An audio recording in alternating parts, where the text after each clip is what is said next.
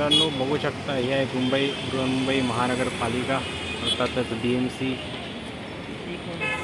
डीएमसीचं head office.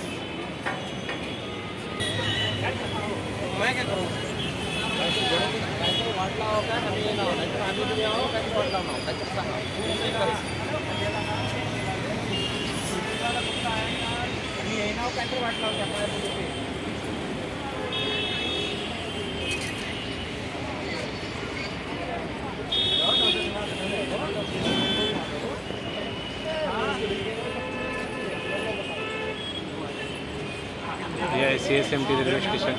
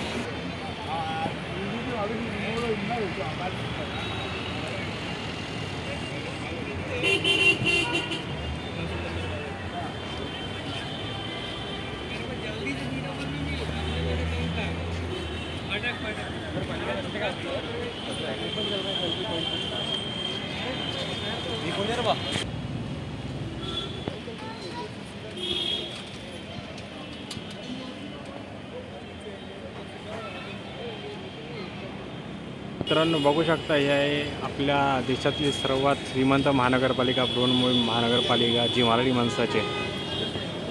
माणसाच्या हक्काची आहे। बृहन्मुंबई महानगरपालिका बघू शकता किती परप्रांतीय लोक इथे येऊन आपल्या मुंबईचं सौंदर्य लुटतायत।